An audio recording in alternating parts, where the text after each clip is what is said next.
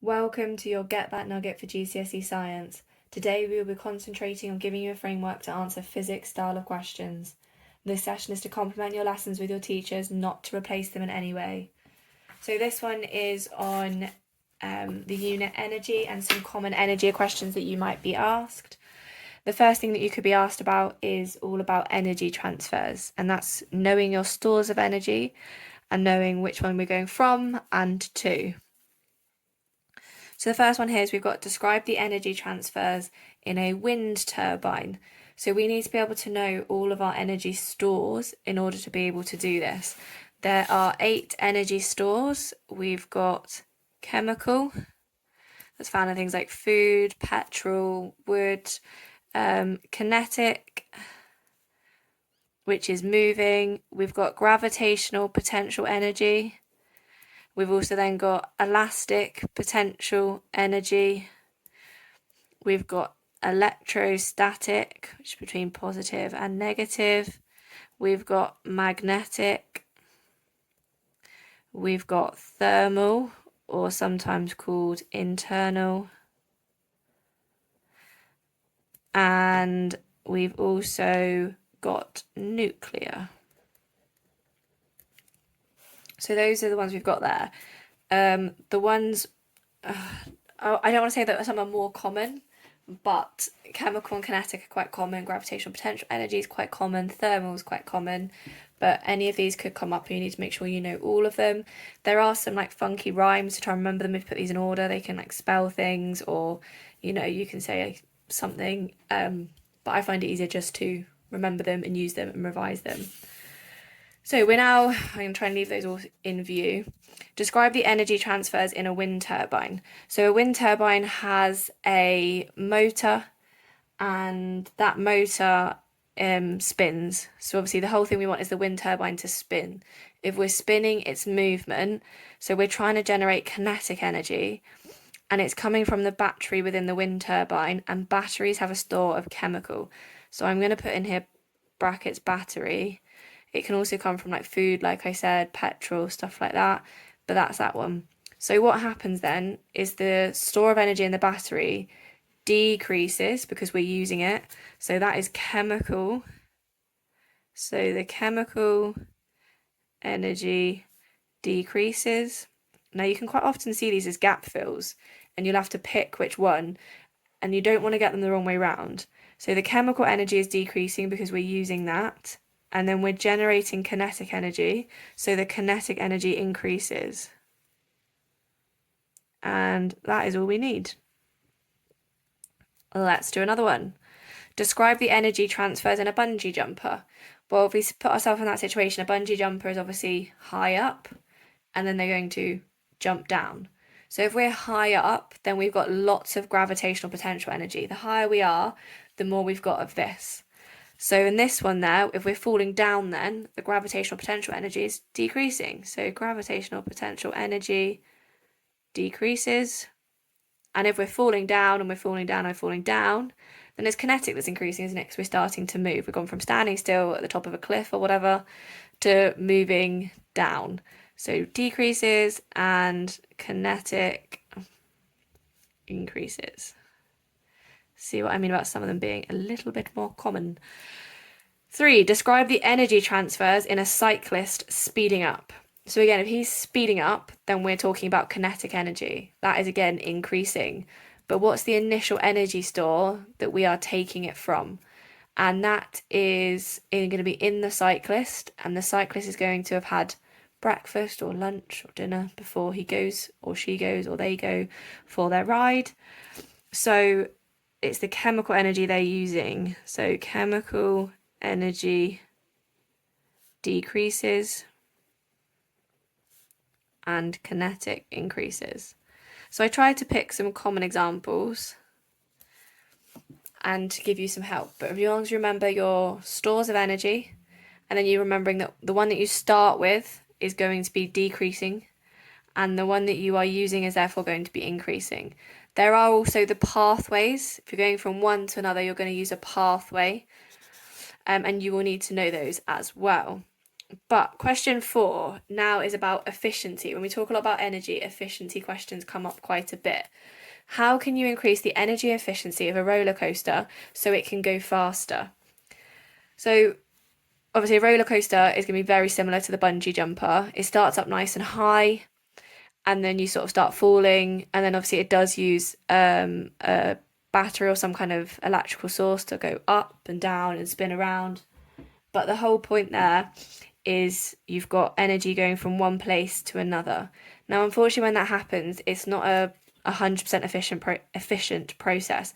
For example, in the cyclist, not only using some of that energy to go faster, but you know when you exercise and you get warmer, well, you're wasting some of this energy as thermal heat, which means that you are never, well, some things are 100% efficient, but we're not always ever 100% efficient.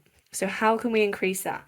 Well, in order to increase it, what we need to do is we need to decrease the wasted energy. Now, that statement there is unlikely to get you marks. We want to know ways to do this. And the best ways to do this is to think about the way that we're wasting energy. Now, like I said, most of the ways we're wasting energy is as heat, is that thermal and heat. We're also going to lose some of sound when those parts are sort of moving.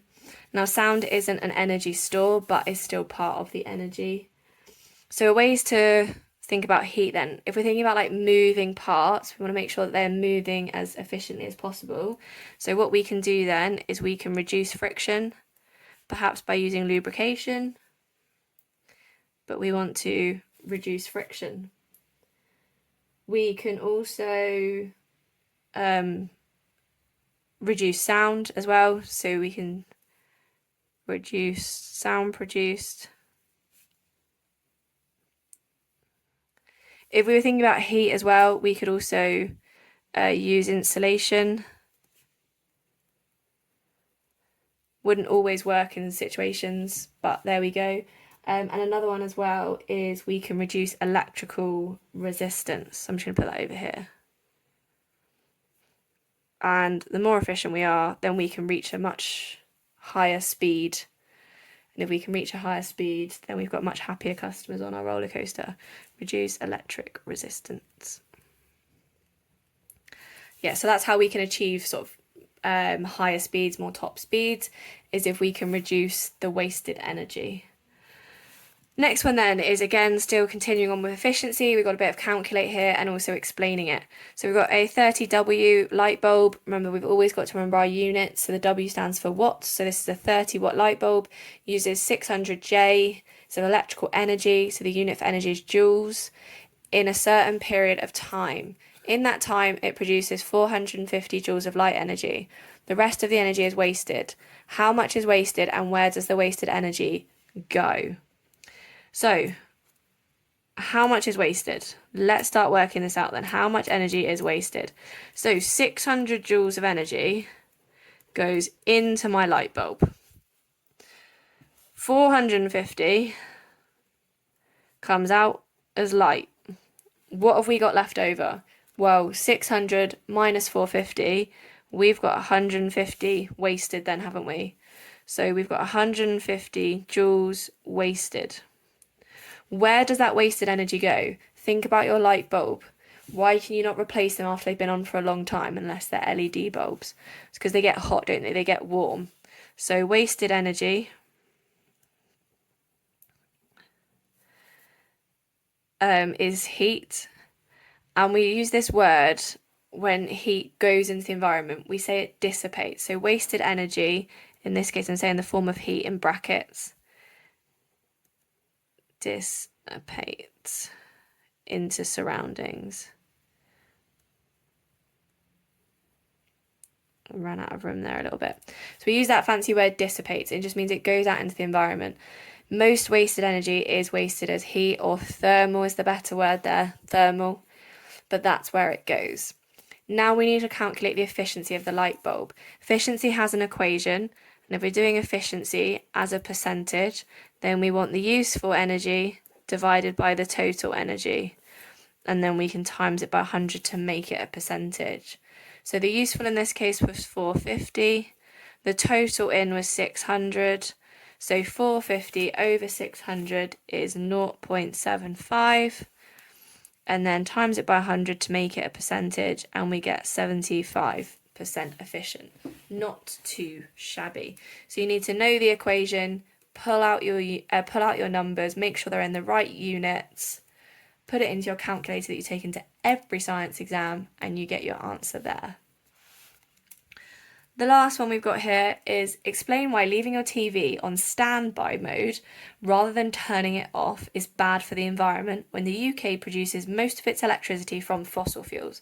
So fossil fuels comes under the energy unit, and it's all about how we make energy, and rather than the energy stores and pathways, we're talking about things like fossil fuels, which is your like coal, natural gas and oil, or your renewable ones like solar and wind. That all comes under this topic. So we want to know why leaving it on standby mode is bad for the environment because we get most of our electricity from fossil fuels. Well, if you think about it, if we leave it on standby mode, we're still requiring some electricity. So it requires some electricity. If we're still requiring some electricity, then we still need to use these fossil fuels. We still need to burn them to generate that.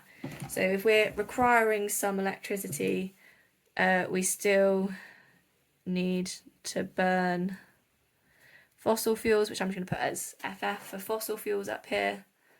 Yeah, this is FF.